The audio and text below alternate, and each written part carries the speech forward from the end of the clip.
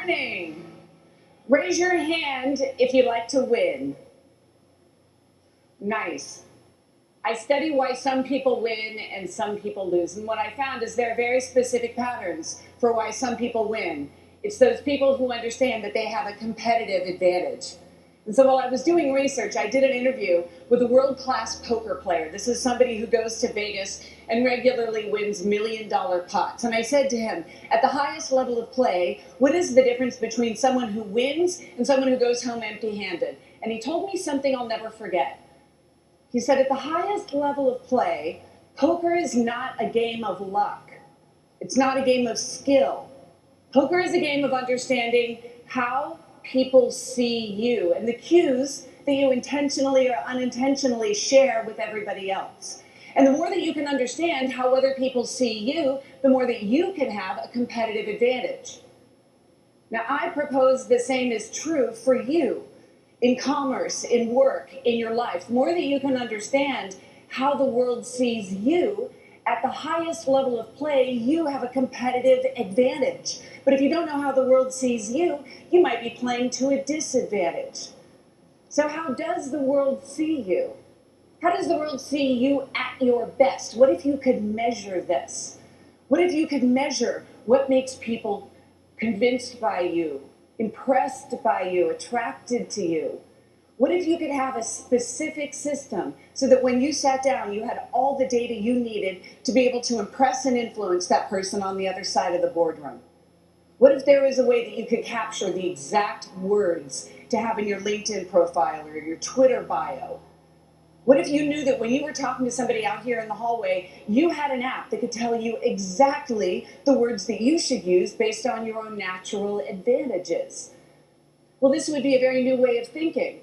Up until now, it's all been about how you see the world. We know how you see the world. Raise your hand if you've done a test like Myers-Briggs, StrengthsFinder, DISC, Colby.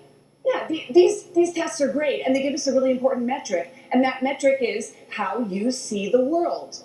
They're built on the science of psychology, so that's helpful. It's good to know how you see the world if you live on a desert island. But if you actually have to connect, to communicate, to convert, you need different data. You need new data points. And those data points are this. You need to know how the world sees you. You need to know what people value from you. What does your customer really want from you? How are you most likely to contribute?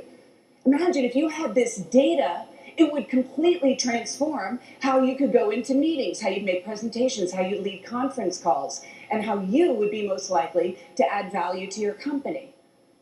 This becomes extremely important today. These are the three threats that you face every time you communicate, in your branding, in your marketing, in your meetings, every piece of communication: distraction, competition, commoditization. And I'm going to start with the first of these, distraction. The average attention span used to be 20 minutes long. Today, according to the BBC, 9 seconds. Now, we all know that attention spans are getting shorter, but I want you to actually think about this. This isn't just your customer who's reading an ad or somebody who's following your Twitter feed. This means that every time you raise your hand to speak in a meeting, you may only get 9 seconds before their brains unintentionally readjust to their iPhone, to their next meeting, to something else that's going on.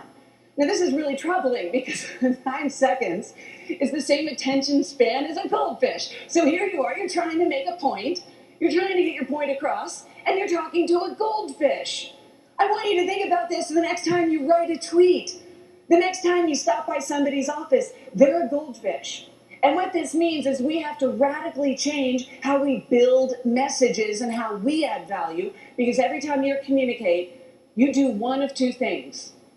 Every time you communicate, you are either adding value or you're taking up space. If you're adding value, people want to come to you for more. If you're just taking up space, you become almost like human spam. So the question is, how can you add more value? Well, many of the answers lie not just in science, they lie in the art of branding. And if you look at how brands take countless numbers of data points and they put them together into a tagline, you see how exquisitely efficient great brands are.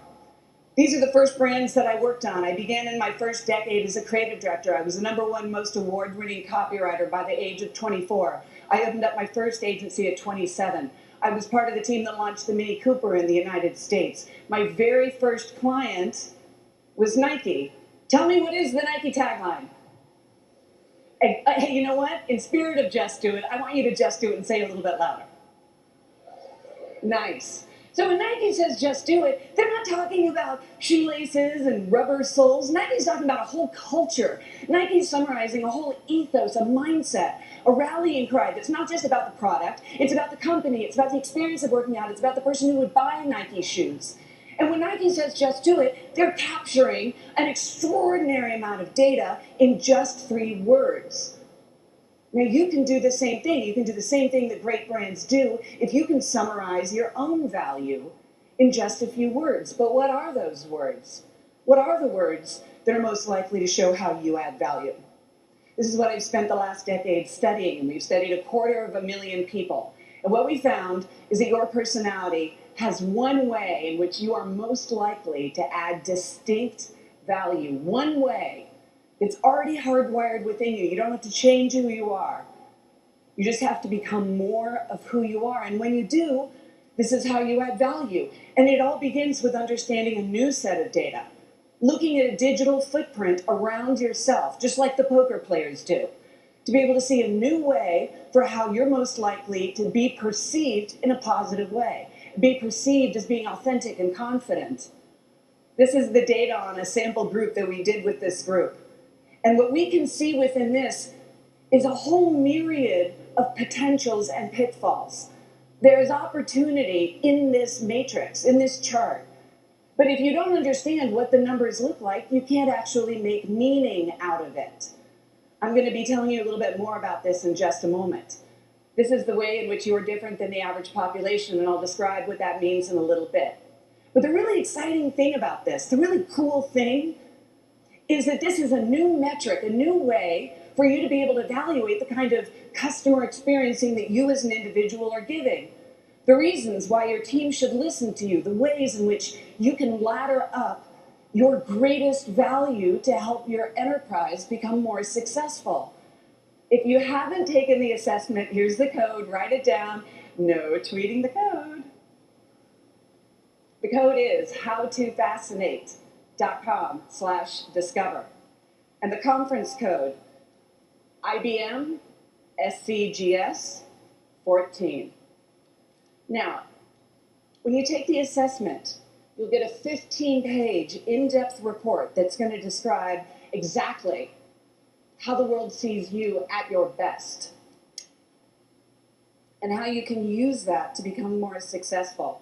And you'll see how you compare to our average population of 250,000 people, including companies like AT&T, GE, Cisco, Qualcomm, Intel, Intuit, the pilot programs we did when we went in and we looked at the high performers. And we found high performers communicate differently because they understand how the world sees them. And I'm going to teach you how that works. There are all different types of ways that you could potentially add value. Millions of ways built into your personality. But there's one way that you are most likely to be perceived as intensely valuable, irreplaceable. And once you identify that and you articulate that, that's when you can really start to make a difference. But it begins with having the information that you need on yourself, and it's not through the lens of how you see the world. Here's what high performers do differently. They're admired for a noteworthy ability to contribute a specific benefit. So they have a specific signature strength. There's something that they do differently than everybody else. They don't try to be all things to all people. They try to be extraordinary in one way. If you try to be all things to all people, you end up being nothing to anyone. Next, they're worth more than they're being paid. If you're only worth what you're being paid, you're not adding value. You're just showing up. Next, they over-deliver in one particular area. So they don't try to be good at everything. They try to be really exceptional in one area. So what is that one area? I want you to think about yourself. What is that one area where you are naturally suited to over-deliver? And this isn't about a skill. This is not about what you do. This is related to who you are. What you do is a commodity. Who you are is distinctly valuable. So once you can measure how the world sees you and articulate that in a way that adds value to your customers and to others, this is how you become a high performer. And finally, people who are high performers don't have to compete on the basis of price. Just like great products that add value don't have to compete on the basis of price to have referrals and loyalty and to grow and to scale, if you understand your highest value, you don't have to compete on the basis of price either, because you're not a commodity. But the key is, if you don't know your own value, don't expect anyone else to. It's not your customer's job to know how you add value. It's not your client's job. It's not your manager's job. It's not your HR department's job to know how you add value. It's your job. And if you don't know your own differences, don't expect anybody else to. Harvard Business Review, great study, 100,000 decision makers in B2B. They said, what actually, these days, in today's economy, what shapes your decision?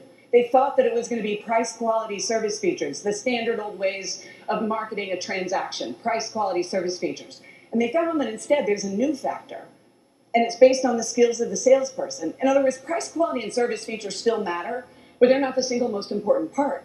If you have salespeople who understand how they are most likely to add distinct value, then you really have an opportunity of transcending parity. You're no longer a commodity. You can add something distinct. You don't have to change who you are. You have to become more of who you are. And it begins with understanding who you are at your best. The greatest value that you can add is to become more of yourself. There are 7 different ways that you can add value. As we've studied for the past year, we began looking at brands, and we found that brands have 7 different ways that they can add value. And then we shifted our research over to individuals. We found that individuals have 7 different categories of ways that they add value. You're already adding value in many different ways, but there's one way that you are most likely to add value and be perceived as intensely valuable. And when you identify what that is, you can just do more of it. You don't have to change who you are, you just have to become more of who you are, remember? So what is that one way that you just naturally add value, and how can you do more of it? Imagine if you could build your whole career, build your team, your enterprise around the way in which each person is most likely to add value.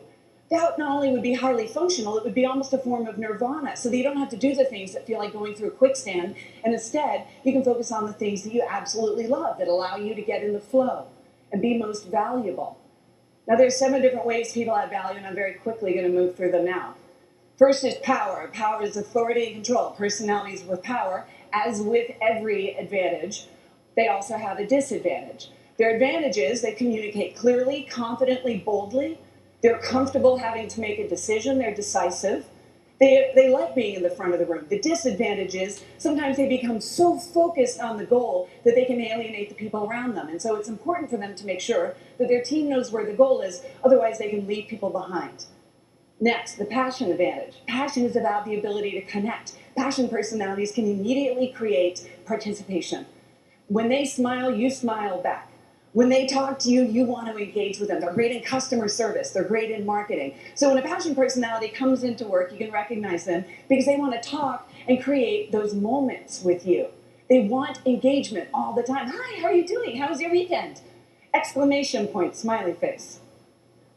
So different people in the office, though, add value in different ways.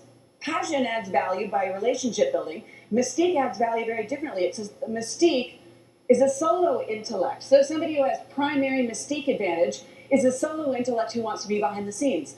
People in IT have 300% higher use of those in the average population with mystique. In HR, they have 600% higher use of passion. People, science people. So mystique personalities like to be able to take a lot of data, sort through it, find the right answer, get it done, but they don't really want to get involved in the drama. You know, they don't really want to know how the sausage is made. So here's what ends up happening, though, in the workplace. And tell me if you've never seen this before.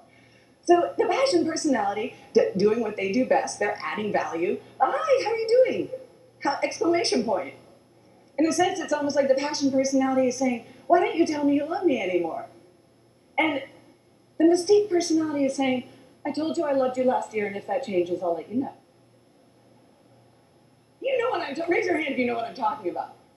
Yeah, so different people add value in different ways, but the key is that sometimes the very person that you think is totally different than you is exactly the person that you need in order to have a more higher performing team. Prestige is about overachieving. Alert is about detail. Innovation is about change and creativity. Trust is about consistency. So your personality is already using two of these all the time. These are your primary and second advantage. You have a colored sheet in front of you, the matrix, the archetype matrix, and it shows you the different personalities and how they combine. But the most important part of this matrix is the ways in which different personalities communicate and the way that they are most likely to add value in totally different ways. When we work with teams in companies like Intuit and Cisco, when we go in and we work with teams, we see there's not a right way of doing it, but each person on the team has to be clear about the ways that they're different and the ways they're most likely to have successful interaction. And that begins not with understanding how you see the world, but understanding how the world sees you, and have each person on the team understand how the world sees you so the team can rise to its own highest level. Now, I'm going to deconstruct the matrix. Originally, when I began studying this with brands, I knew that there were 7 different advantages, 7 different ways of adding value. But then about 3 years ago, we had a breakthrough. We realized with human beings are not as simple as brands. Human beings weren't created in a laboratory. Human beings have a primary and a secondary. When you merge those, very predictable trends emerge. And those trends are the 3 adjectives that are on your matrix. Once you find out your archetype by taking the Fascination Advantage assessment, you can come back to this matrix and find the adjectives that describe who you are at your best. And you can put these adjectives in your LinkedIn bio. You can put them in your Twitter bio. You can use them to describe yourself when you're introducing yourself. Let me describe which words you might use. This is the average result. I want you to look at the red bar that's behind me. That's primary power. This is the average result of 250,000 people we've assessed. Now I'm going to show you your result. Ready? Wow, yeah, I'm hearing this like a little ruffle of wow, wow, wow, wow, wow, right? So let's go back, let's take a look. Average, watch the red, your result. So what we found, no surprise, we got a bunch of overachievers in the room. But you even overachieved on overachieving. You are 115% more likely than the average population to have power as your primary advantage. So what this means is that within this room, if we were a team, that our team would be focused, opinionated, decisive, but sometimes we would need help on implementation, detail, and execution. So people who don't have primary power can actually become more valuable by supporting the team in rising to its highest level. Here's what it looks like, a pie chart. Average population, our population. Here's what it looks like taking that same matrix that you have in front of you, and we put it with numbers so that you can see, once you've done the assessment, you can see, do you have one of the more prevalent archetypes, or do you have one that's more rare? Sometimes the most rare ones can be the most precious. If you're a visual person like me, you like to have dots. There's 1 dot for every person who took the assessment in our sample group. And imagine being able to do this with your team. Imagine you have a blank version of this heat map, being able to put 1 dot for every person on your team to see what the patterns are. Where are you most likely to succeed and where are you most likely to fail? In this group, you can see there's a bumper crop of 1 archetype, primary power, secondary prestige, and this is the maestro. Maestros are ambitious, focused, and confident. Quintessential leader. Hunt the deer, hunt the deer, hunt the deer. They're great at getting things done in difficult circumstances. If you'd like to learn more about this, my book is going to be coming out in July 1st, but IBM has been so cool. They've made it possible for me to share with you pre-advanced copies. So I'm going to be doing a book signing. And my team and I are here, and we can talk to you about how you add value, how your team adds value, and how you can become a high-performing enterprise. It'll be over in the Solutions Center right back there. I'd love to see you there. Now, the key takeaways from the book are the 3 words that you're going to need to impress and influence others, the in-depth data that we've gotten on how companies add value, and we're going to show you the inside the research. We can point out to you what we've learned. And here's what I want you to remember for the rest of the conference. You don't have to learn how to be fascinating. You have to unlearn how to be boring. You've already learned how to be fascinating, but over time, you become more boring. especially if you have a brand disadvantage. If you're in a competitive, distracted, commoditized market, it's really easy to learn how to become boring. You want to close up, especially if you grew up with a difficult last name. I had the ultimate branding challenge as a little kid. What's my last name? Hogshead. Raise your hand if you thought it was a stage name. People always say to me, that's so cool. What's your real name? Yeah, it's really on my birth certificate. I got beat up on the playground for using my legal last name. And I remember coming to my mother, Mrs. Hogshead, and saying to her, why can't we just have a normal last name, like Smith or Jones? And she said something I'll never forget. She said, it's the thing about your name that makes it different that will one day make you love it. And as soon as I got up off that therapist couch, I knew she was right. Because I grew up in a really difficult environment. I grew up in a very challenging, competitive environment. This is my sister. She won 3 gold medals and a silver in the Olympics. When I was 7 years old, she already had 2 Guinness Book World Records. Remember this? Nancy Hogshead, 1984, Los Angeles. Nobody applauded. So as I was growing up, I was in a situation in which I needed to know how to be able to stand out and add value as a 7-year-old, because the same year my brother graduated from Harvard. So can you imagine? I was sitting there as a little 7-year-old doing my finger painting, going, okay, well, I can't do athletics, I can't do academics, those trees have been peed on. What can I do? So I did what you do when you're not good at athletics or academics. I went into marketing. And I knew at a young age, I knew that I needed to find a way to communicate my value immediately. And so I said to my dad, what if I wrote a tagline? He said, that's a great idea. You could write it about a hogshead. A hogshead is a barrel that holds 62 gallons. It's one of those big wooden barrels. They ship rum to the New World. So I thought about this and thought about it. Can I show you what I wrote? Okay. A hogshead is a barrel that holds 62 gallons. So what's your last name, smartass? Unlearned boring. So this is what I want you to remember. Don't change who you are. Become more of who you are. The greatest value you can add is to become more of yourself. Thank you very much.